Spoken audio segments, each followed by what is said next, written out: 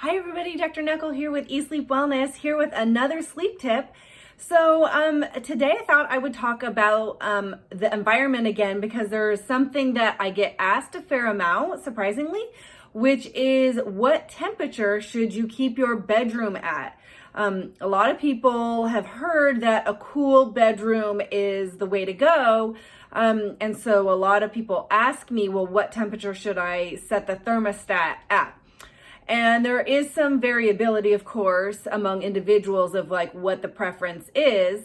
There are even gender differences where men tend to do better with a cooler temperature than women.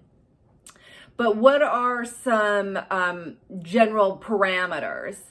So there's a couple things that go into this decision, and some of it is just the ambient air, which is the bedroom surrounding air. Also bedding, clothing, and humidity are all factors. So generally what you're looking for is to have the temperature be at something called thermoneutral. So basically what you want is where the ambient air has your temperature where it doesn't need to generate heat nor lose heat, and it's just at a stable state. That's what you're looking for. Anything that requires your body to generate heat or perspire to put off heat and cool off is going to impede your sleep. So the temperature is very critical to your sleep because our own body temperature varies through the day. It goes through a diurnal pattern very similar to our circadian rhythm.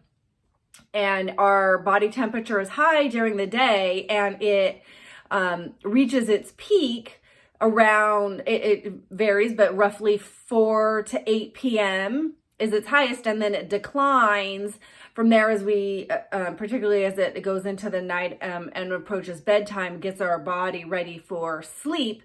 And it continues to decline for roughly 6 hours after sleep, like late morning, or very early morning. And then our body's temperature starts to rise as we approach wakening, and in our waking phase, our skin temperature and core temperature start to go back up again. And this is very important. You probably have noticed before that if you are too hot or you're too cold when you're trying to fall asleep, or even in the middle of the night, that it is difficult to maintain sleep or initiate sleep when you are either too hot or cold. So it is very important. So the question is, what's the right temperature?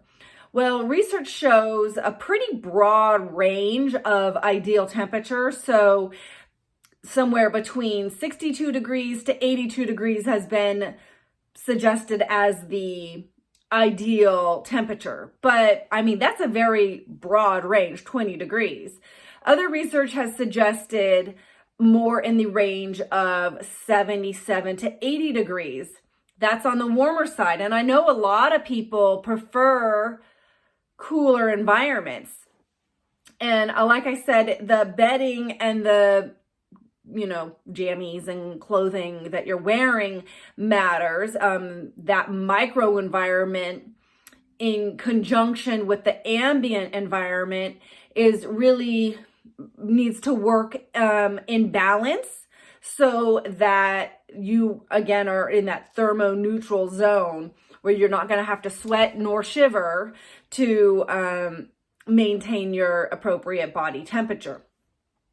Now, interestingly, research shows that if you're in the warmer end of the range of the sort of thermoneutral zone, you actually have better sleep latency, which means that it takes you less time to fall asleep, and more deep sleep, and fewer awakenings than if you are on the cold thermoneutral range.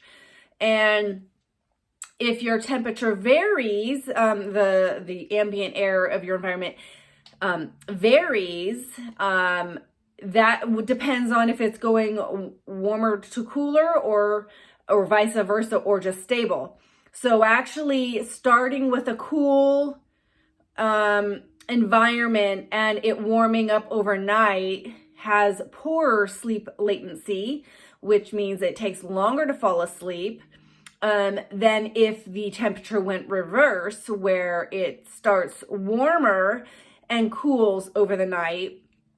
In fact, it does better if it just stayed stable versus going cold to warm. So a consistent like 77 or 78 degrees is better than if it started off cooler and increases over the night.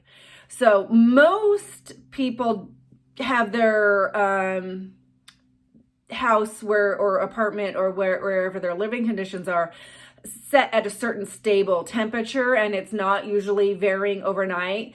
There could be instances where you don't have like a heater or an air conditioner, so then it would change more based on the temperature outside and influence the indoor temperature.